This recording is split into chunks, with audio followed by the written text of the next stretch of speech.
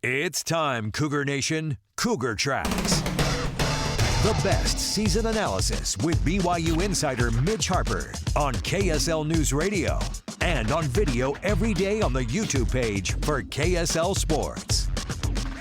Welcome into Cougar Tracks here on the KSL Sports YouTube and KSL NewsRadio, your legacy home of the BYU Cougars. I am your BYU insider, Mitch Harper. It's a game day eve for BYU football as the Cougs are getting ready for a Friday night tilt against the West Virginia Mountaineers. And let's dive into the matchup in our top story of the day. The top story of the day. The biggest story in the world of BYU sports right here on Cougar Tracks.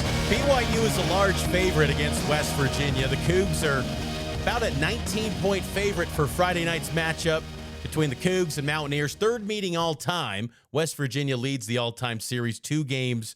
8:30 p.m. kickoff right here on KSL News Radio. Pre-game begins at 6:30. You can also watch the game on ESPN. Big 12 team since 2023 when an underdog by at least 19 points. They're 0-5 in those spots. So West Virginia, the odds are stacked against them greatly. Also of note, Big 12 Eastern teams, that would be West Virginia, UCF, Cincinnati. Since 2023 in road games, 2 time zones away, they are 1-3. The lone victory, West Virginia last year when they traveled to Arizona and won 31-26. It's not as challenging traveling from the east to the west as it is from west to east. However, it's still tricky. Morgantown is not the easiest spot. It's a long distance travel, probably about 3 hours, 45 minutes, something like that. I would expect. So long distance for a conference game, 10:30 p.m. body clock on a Friday night. And BYU enjoys these Friday night spots as it's general conference weekend coming up. The Big 12 is always great about accommodating BYU when it comes to general conference. Last year they had a bye. 2 years ago they played Cincinnati in their Big 12 first game opener as a Big 12 member against the Cincinnati Bearcats. These Friday night spots have always been a lot of fun over the years because it allows BYU and its fan base to watch and listen to General Conference this weekend. I remember years ago in the Mountain West Conference, BYU had a late night game against San Diego State on the Saturday of General Conference one year. And I remember then President Gordon B. Hinckley during Priesthood session. I was there with my dad in the Stake Center watching Priesthood session. And President Gordon B. Hinckley ended Priesthood session early so we could all get home and watch BYU versus San Diego State. I thought that was the coolest thing ever. Folks don't have to worry about that this weekend as football will be taken care of, and then it's General Conference weekend. But the nice thing about General Conference, a little bit more enjoyable aspect of General Conference, is if BYU gets a win. And again, they're a heavy favorite in this game. But I got to say, I want to see BYU stop the quarterback run game a lot more efficiently this go-round than they did last week against Caden Salter and the Colorado Buffaloes. Things are trending towards Khalil Wilkins being the starting quarterback for West Virginia as Nico Marchiol, he still remains wherever he is in Arizona, Colorado, getting his own intel on his foot injury. Doesn't sound like he's communicating much with West Virginia trainers and staff, and there's been reports that Marchiol is just going to enter the portal after this season. So he's out. And then Jalen Henderson, the starter last week against Utah for West Virginia, he's out. So that leaves potentially Khalil Wilkins, who took snaps in the second half against Utah and provided somewhat of a spark for the Mountaineers. Seemed like he would probably be the starter for West Virginia. He was 3 of 6 passing the football, 63 yards through the air. On the ground, 9 carries, 39 yards, 4.3 per pop. On the ground, Jay Hill was asked about stopping the quarterback run game, and this is what Jay Hill had to say. Well, we started slow, mainly due to just poor execution early. We just got to execute a little more precise. I think we did that a little bit better in the second half. I think when you're playing mobile quarterbacks and you're playing guys that can escape the pocket, you just got to be super disciplined. I don't know if it's like playing option football, but it's very similar. be super disciplined with your pass rush lanes, be disciplined with your assignments. We got to play with good eyes. If we do that, I think we'll like the outcome.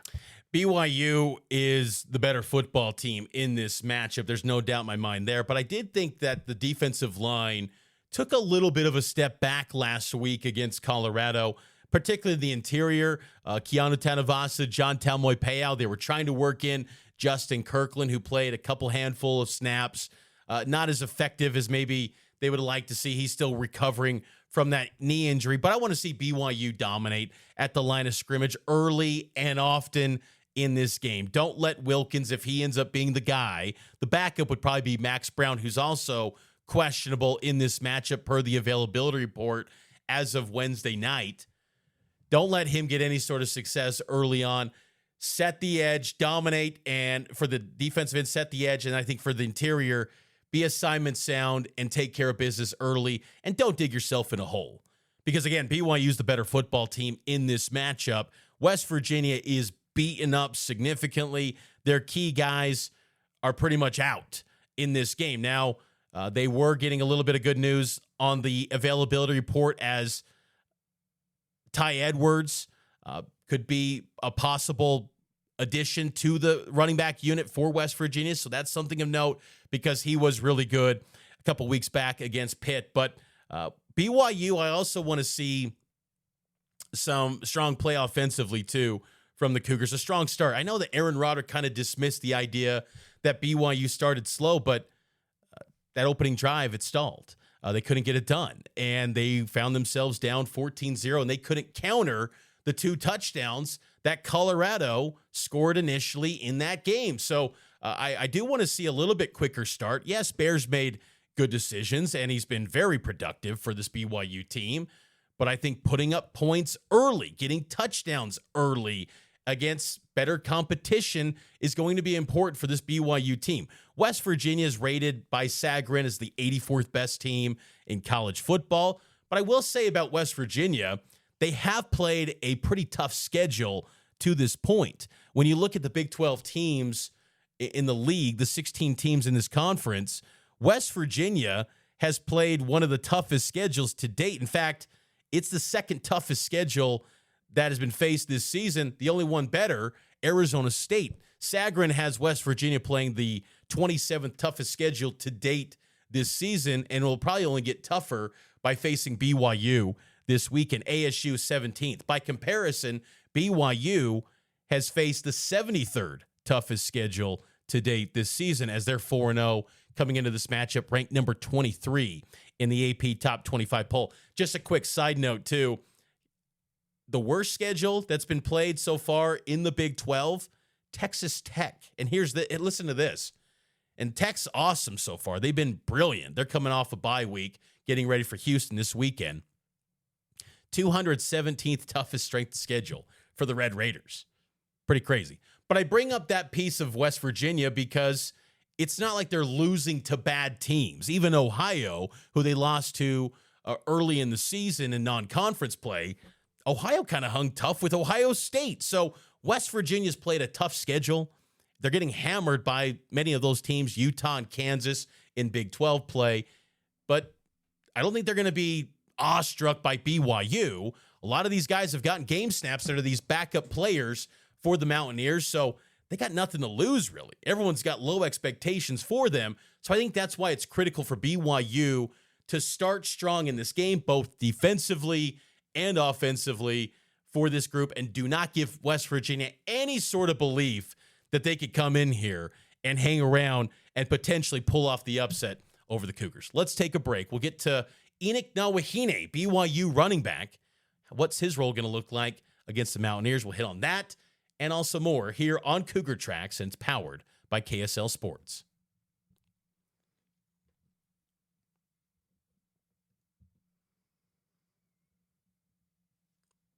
Welcome back into Cougar Tracks here on the KSL Sports YouTube page. Mitch Harper with you every day. Cougar Tracks is available on the KSL Sports YouTube, Apple, Spotify, wherever you get your podcast. Leave a 5-star rating and a review. It's week 6 in college football and in the Big 12. So that means it's time for some Big 12 picks. Big 12 picks. In the deepest conference in America, anything can happen. Mitch tries to tell you what will happen next. It's his Big 12 picks. Big 12 picks.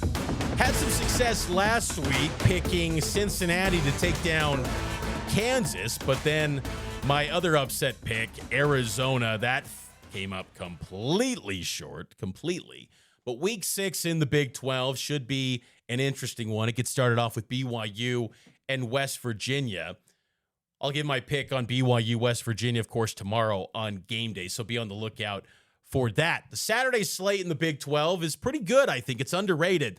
10 a.m., it starts off with, I think it's a banger, number 14 Iowa State at Cincinnati, and the favorite in this game is the Bearcats. And Dante Corleone, the talented defensive tackle, he remains questionable. He missed last week's game against Kansas. But you know what? I'm going with Cincinnati to get it done again. The Bearcats are riding high. First time really since they joined the Big 12 that they had a breakthrough win. That was last week at Kansas. I think they get an even bigger win this go-round and knock off the undefeated Cyclones. I'm sure the Big 12 officials do not want that to happen. They need some teams to remain undefeated and build up the branding, the rankings of these teams in the Big 12, but I'm going with the Bearcats to get it done, and it's not an upset because they are the favorite in this game. Give me Cincinnati to take down the Cyclones. Kansas State at Baylor, 10 a.m. on ESPN+. How does that game end up on ESPN+? So crazy. I'm going to go with Kansas State to get it done. Look, Kansas State was incredibly balanced last week against UCF. And Baylor, I've been torn on this game.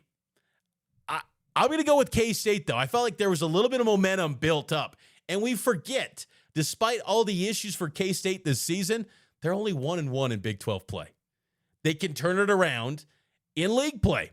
I'm going to go with K-State to pull off an upset over the Bears. Oklahoma State at Arizona. I'm not going to overthink this one. Arizona, 1 p.m. kick on TNT, which, by the way, TNT broadcasts have been awesome on Big 12 football games. Awesome. The camera work, the extended pregame shows, the postgame. It's like inside the NBA, but Big 12 football version. I love it. Adam Lefkoe, that whole team, they do an excellent job on the TV broadcast. It's the first time since BYU joined the league where I'm watching a broadcast and they're amplifying the Big 12. Even in these ESPN and Fox broadcasts, it feels like it's still just pushing out promotions for the Big Ten, the SEC, respectively, on those networks. TNT, they are leaning in to the Big 12, and I love those broadcasts. But I'm going to go with Arizona to roll past Oklahoma State, who I will say showed a little bit of fight against Baylor last week. They threw out some new looks. They were actually trying to take shots down the field, passing the football, but still, I'm going to go with Arizona to bounce back against the Pokes. Here's a good game. Well, I'll hold off on this one. Let's go to Colorado at TCU, 5:30 p.m. on Fox. TCU running back Kavorian Barnes and wide receiver Eric McAllister, they're on the availability report as questionable. Colorado has probably the longest availability report in the league. I'm going to go with TCU to get this one. I think a bounce back for both these teams potentially, whoever can get the win. Remember 2 years ago, Colorado rolled into Fort Worth and got that huge upset win after TCU was just in the national championship game. I don't know if there's revenge on the mind that far away, but I think TCU gets this victory over the Buffs. Colorado threw out some of their best stuff with Caden Salter, and it still wasn't enough against BYU. Give me the Horned Frogs to take down the Buffs. Kansas at UCF. UCF's 3-0 at home. They've played a terrible schedule, and they kind of got humbled a little bit against K-State. Kansas, disappointing loss last week against Cincinnati. You know what? There's always a weird outcome in the Big 12. Give me UCF. Give me UCF to pull off the upset over the Jayhawks. And then finally, number 11 Texas Tech at Houston in prime time on ESPN, 5 p.m. kickoff. Two undefeated teams squaring off. I'm going to go with Texas Tech to get the dub. My optimism about Houston got derailed a little bit with their performance last week in Corvallis. And look, sometimes there's just games where you got to survive, man. Multiple time zones, late at night, went to overtime, you got the dub. I get it. But still, I was a little bit, maybe I was getting a little bit too putting the cart before the horse a little bit with the Cougs. Texas Tech, though, despite the weak schedule that they've faced to this point, they are explosive. Baron Morin expected to return. He was participating in practice this week. He's not on the availability report. So back to Baron Morin at quarterback, who, by the way, I will say, the way that Will Hammond performed against Utah, it made me wonder if there needed to be a debate, but Joey McGuire probably doing the right thing, just going back to Baron Morin. Give me Texas Tech to win by about 2 scores over Houston. That's my Big 12 picks for the week.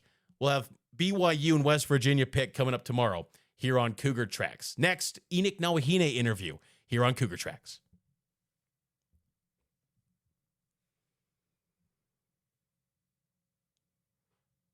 Welcome back into Cougar Tracks here on KSL News Radio and KSL Sports YouTube page.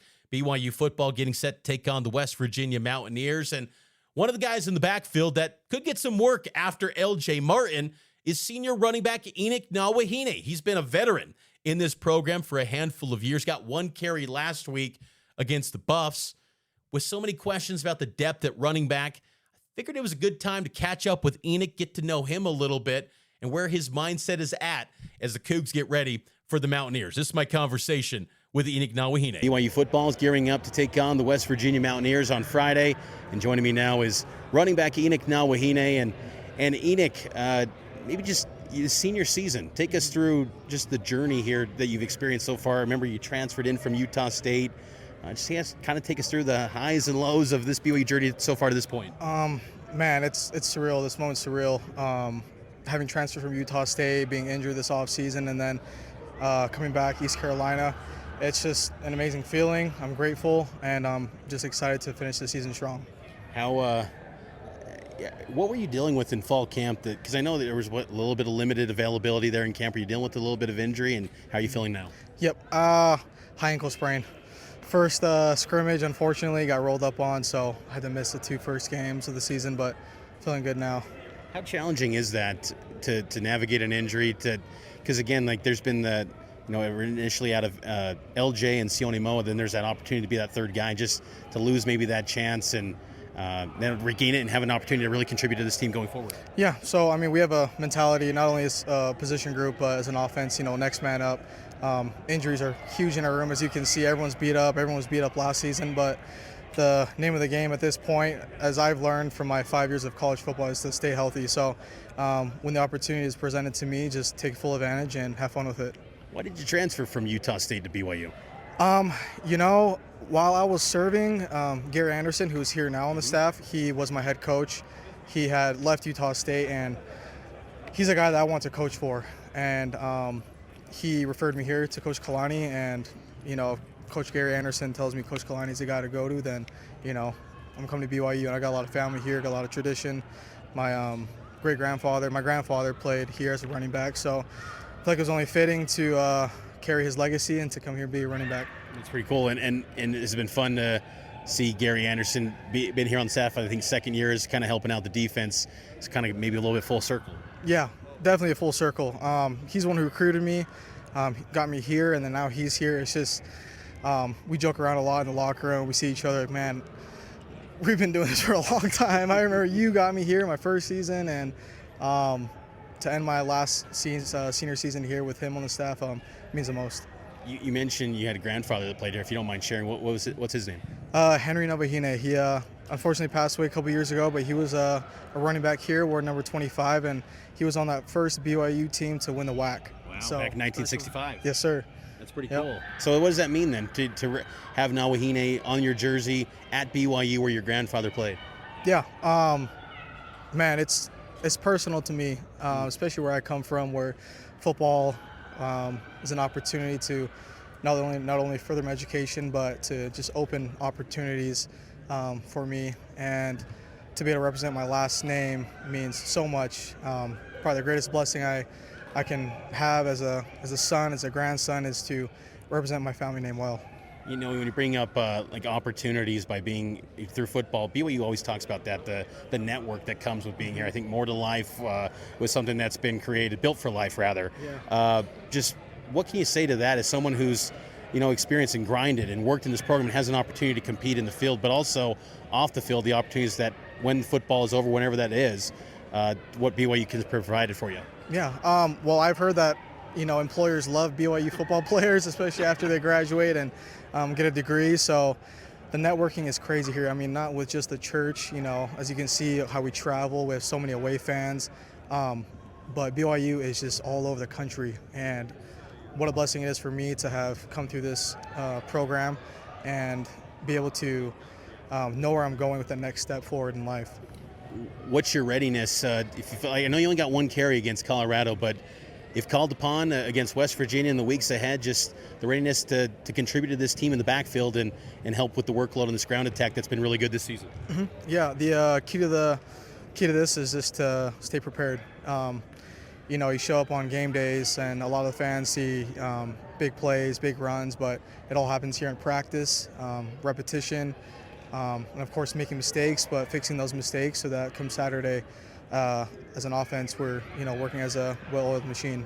How much did last year's experience, I think of the Baylor game, the SMU game, you had big moments last year, just the confidence that gives you to, again, if you're getting the rock in a key spot, even like Colorado, just the confidence that gave you that experience last year? Yeah, Devin gave me a lot of confidence boosts, not only experience, but go in and when my name was called upon to make some plays, being this is my 5th year, I'm experiencing the playbook, I understand it. It's just a matter of fact of showing up on game days and executing. What's Coach Unga like with you guys, with you and LJ and this running back unit? Like, what's his kind of demeanor on the sidelines in a game? I love Harv, man. He's been in our shoes. He's played in the league. He was a running back here. He knows what it's like to be in our shoes. So to have him on the sidelines, he's super patient. He's super knowledgeable. He helps us out in any way he can, and he's a big reason why we have a success in the running back room. What do you feel like is still maybe hasn't been proved or shown yet in games with this offense through 4 weeks? You guys are still undefeated, but it still feels like there's a little bit more to be had with this team. It doesn't feel like you guys are anywhere close to your peak. Mm-hmm. Coach Kalani says that after every game. Even if we win, he asks us, did we play our best? Did we play a perfect game? And the answer is no. We still have yet to show that as an offense. So moving forward, the key is to just practice hard, get prepared for Saturday, and just have everything come together. Last thing for you, Enoch, and again, appreciate the time. Thoughts on West Virginia's defense? I know this is a shortened week. This is kind of a Wednesday for you guys, kind of in terms of workflow. Thoughts on West Virginia and what their defense poses to your guys' offense? Yeah, they have a great defense, physical defense. They have playmakers. We are just expected to line up and just play our best game. I mean, they're coming here. They got to play at night against us. They got to play in Lavelle. So it's going to be a challenge for them, but that doesn't mean we got to let up, and we just got to play our best game and execute every play. I know I said last question, but you brought up something there, the night games. How much do you enjoy that as a player? Because BYU is just synonymous with the night. Oh, man, this is my 4th year here, and playing at nights, hearing the Rock, Cosmo going crazy. It's the 4th quarter celebrations, man. I'm gonna miss it, but I'm gonna enjoy every second of it. And I really do believe we have the best fan base in the country. So we owe a lot of our success to their intensity. Big thanks to Enoch Nawahine, senior running back for the Cougars, getting ready to take on the West Virginia Mountaineers. And we will have our BYU-West Virginia preview tomorrow, only on the KSL Sports YouTube page. Of course, pregame begins on Friday night here on KSL at 6:30. So that takes over the KSL Cougar Tracks radio window. But you can watch, of course, KSL Sports YouTube to see Friday's edition, the in-depth preview of BYU-West Virginia here on Cougar Tracks. Talk to you tomorrow. Enjoy your day. It's Cougar Tracks on KSLSports.com.